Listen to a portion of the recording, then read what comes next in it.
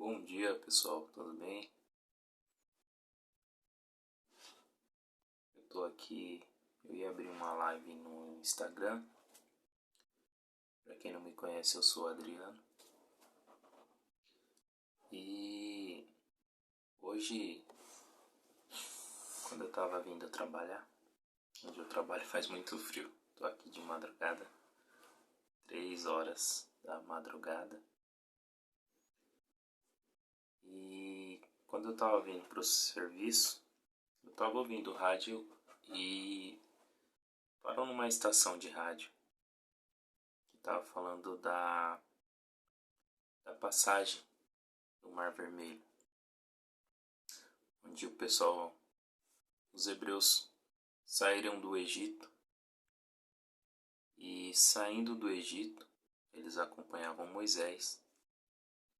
E aquele povo estava rumo à terra prometida. Entretanto, um caminho que era para eles levar cerca de 40 dias, eles passaram 40 anos. Pelo fato da murmuração. Aquele povo, Deus tinha prometido uma terra que emanava leite e mel. Só que a ansiedade daquele povo fez com que eles blasfemassem contra Deus e contra o Espírito Santo. No deserto, durante aqueles 40 anos, eles viram milagres, eles viram multiplicação, eles viram a mão de Deus ao favor deles. Mas por causa da murmuração, a bênção que eles tinham não que demorou, mas foi prorrogada. Eles não estavam preparados para aquela bênção. E o que Deus decidiu? Tirou aquele povo do Egito e trocou toda aquela geração. E somente após 40 anos, com aquele povo com a mentalidade renovada, porque aquele povo que saiu do Egito, eles tinham mentalidade de escravidão. Eles tinham mentalidade de escravo. E por mais que eles tivessem saído do Egito, eles tinham saudade de serem escravos. Mas como assim ter saudade de ser escravo? Durante o deserto, que era a prova de fogo que eles tinham que passar durante o deserto, eles murmuravam e falavam assim: Moisés, você trouxe a gente aqui para morrer? Lá no Egito a gente apanhava, a gente era açoitado, mas a gente tinha comida, a gente tinha água. E aqui a gente está vivendo, está passando o deserto, a gente não sabe o que vamos comer amanhã, a gente não sabe se vai encontrar água para beber. Só que a mão de Deus sempre aparecia, por mais que eles murmurassem. Moisés ia, conversava com Deus: Senhor, tem misericórdia do teu povo. Passaram 40 anos. Aqueles que herdaram a terra prometida, Canaã, manava leite e mel, eram pessoas que nasceram durante aquele percurso dos 40 anos. Ou seja, os que saíram do Egito morreu durante o caminho. E aqueles que conseguiram entrar era uma geração nova. E muitos, hoje, passado mais de 2000 anos dessa história, mais de 2000 anos, muito bem mais de 2000 anos, esse ciclo se repete, principalmente aqui no Brasil. Eu sou apolítico e não gosto de falar de política, mas o que eu tenho visto muito esses dias, principalmente nas redes sociais, é que existe um povo que está com saudade de ser açoitado, de ser massacrado, de ser humilhado. Porque eles falam, mas pelo menos naquela época a gente tinha carne. A gente tem que mudar nossa mentalidade. E muitos dizem assim, religião, cristão não tem nada a ver com política.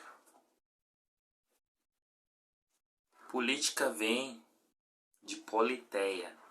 E politeia é muitas ideias, organização de ideias. Quando eu levanto um propósito e consigo pessoas para levar meu propósito adiante, isso é política. Jesus Cristo, ele fez política. Ele tinha um objetivo e propagou o seu objetivo, que era a salvação. Ou seja, era uma ideia que há muitos anos, desde a criação do mundo, já estava escrita.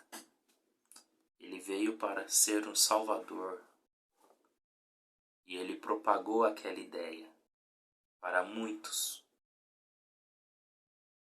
E aquela ideia foi propagada no mundo todo, nos 4 cantos da terra. E ele começou com 12. E esses 12 propagou para o mundo todo. Acompanhavam Jesus mais de 5.000 pessoas, aonde ele ia. Mais de 5.000 pessoas ouviam o que ele dizia. Era uma forma de fazer política. Era uma forma de protestar a nossa salvação. E aquele povo, eles tinham uma mentalidade e alguns não concordavam e passou a perseguir Jesus. Voltando no deserto, tem que ter uma mudança de mentalidade. A gente percebe que no Velho Testamento houve essa mentalidade de pessoas que não queriam aceitar o que Deus tinha para eles. Quando Jesus veio para nos libertar, aqueles novamente, Jesus veio para os judeus e os judeus não o aceitou. Então, somos filhos por adoção. Aqueles que querem ser salvo e creem em Cristo e creem em Deus, será salvo. E aquele que não crê em Cristo, infelizmente não será. É assim que diz a Bíblia. A política hoje caminha para um retrocesso. Se voltarmos atrás. O cristão, ele talvez não precisa se posicionar. Eu voto no partido tal, eu voto no partido tal. É no de esquerda, é no de direita, é no de centro. Mas o que nós temos que colocar na nossa mente é se atentar na política. Porque nós, como os cristãos, não devemos apoiar partidos que vão contra os nossos valores cristãos. E tem alguns partidos que não coluem com nossos objetivos. E que possivelmente, talvez, lá na frente, possa ser que até persigam os cristãos. Porque nós estamos vivendo em momentos de profanação do nome de Deus, profanação dos templos. Tem muitas igrejas abrindo, falando do nome de Deus, mas estão servindo ao demônio. Então nós tomamos o cuidado Esse ano é um ano de eleição. Eu não quero influenciar você a votar em ninguém, nem no partido A, nem no partido B. Mas nós não devemos ter saudade do Egito. Eu sei que você é inteligente e você vai entender o que eu estou falando. Não tenha saudade do Egito. Se liberte. Liberte a sua mente da escravidão. Para com esse negócio de querer voltar atrás. Tudo se renova. Tudo se renova. E não tenho por que voltar atrás. Quem anda para trás é caranguejo. Como diz o ditado, o único que ganhou dinheiro andando para trás foi o Michael Jackson. Então, nós devemos olhar sempre para frente. E hoje eu vou te fazer um desafio. Como você imagina o nosso Brasil daqui 5 anos? Como você se imagina daqui 5 anos? Porque hoje tem muitas pessoas que dependem do governo. E esse é o papel do governo. Mas alguns querem apenas mamar no governo. Literalmente. Hoje o governo ele tem alguns auxílios excelentes para aquele que está passando fome, aquele que está passando necessidade. O desemprego é grande, mas o que falta não é emprego. Porque todos os dias, se você entrar nessas páginas de oferta de emprego, nos jornais amarelinho, jornais de ofertas de emprego, tem muitas vagas. O que falta é qualificação.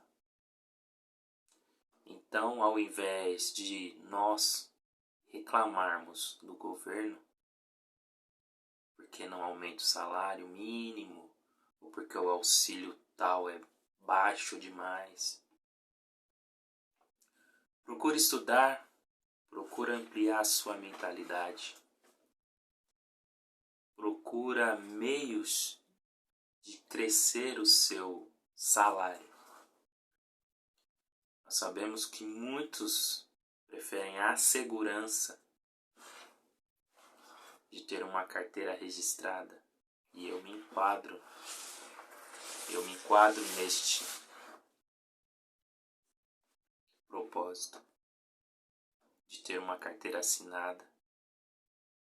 E às vezes eu até me pergunto, por que esse medo de empreender? Por que esse medo de arriscar? Muitos começam de baixo, vão galgando e conseguem uma estabilidade financeira. Há muito tempo eu me pergunto, por que eu já não corri atrás? É difícil, ainda mais quando envolve outras pessoas além de você. Mas cada um sabe aonde o calo aperta. Mas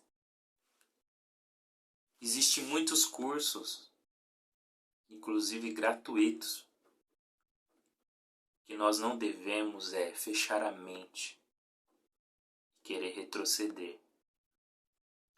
Eu acredito que muitos de nós, principalmente nós que somos da classe C, grande parte dos nossos pais eram analfabetos, ou se tivesse no máximo sexta série, o ensino médio incompleto. Mas eles fizeram um esforço enorme para nós terminarmos os nossos estudos, talvez entrar na faculdade. E falando em faculdade, muitos alegam o sucesso de ter terminado uma faculdade a um certo governo. Eu quero te falar, o governo facilitou, sim, reconhecemos, facilitou para você entrar numa faculdade, coisa que apenas os ditos burgueses conseguiam. os filhinhos de papai, os playboyzinhos conseguiam. Graças a alguns projetos,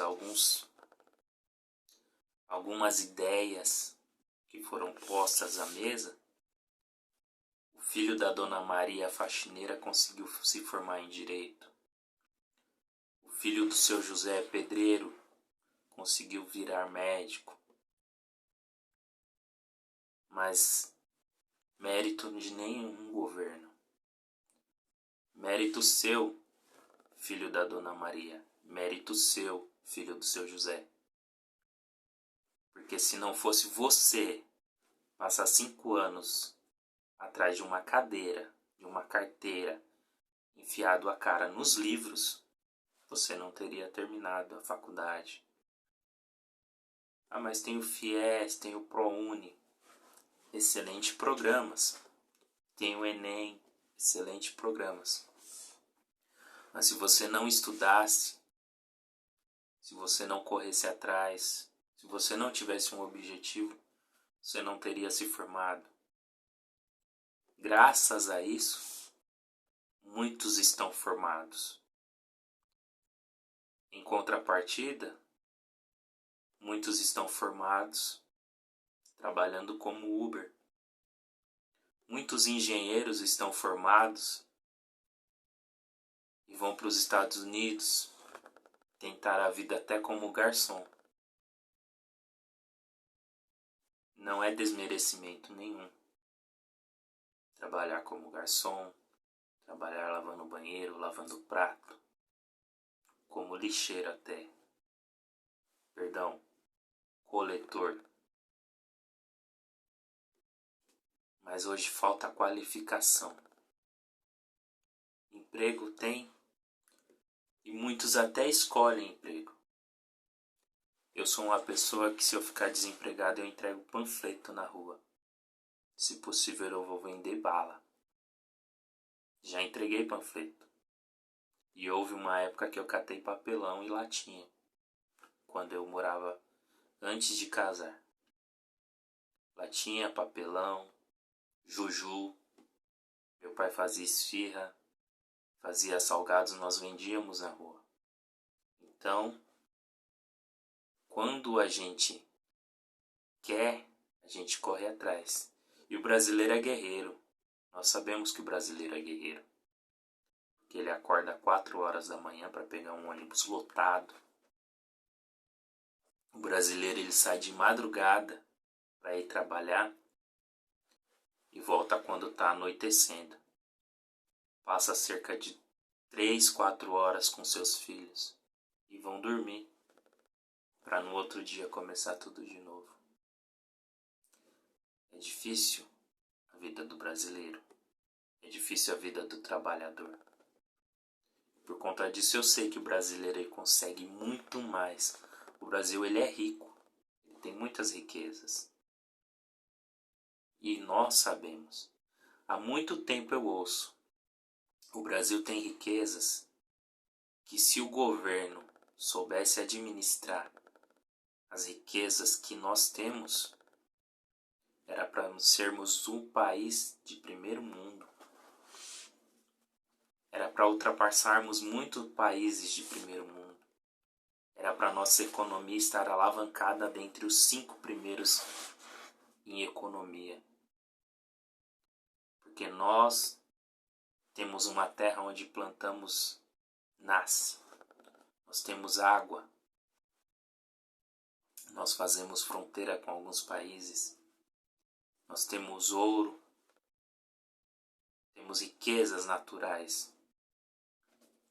Só que a mentalidade do brasileiro é aquela mentalidade na época que os portugueses entraram aqui no Brasil, que já tinha um povo, o nosso povo indígena, que doou sua terra, doou suas riquezas por bagatela, por mixaria. E isso enraizou o Brasil. Eles dizem que o Brasil tem cerca de 500 anos.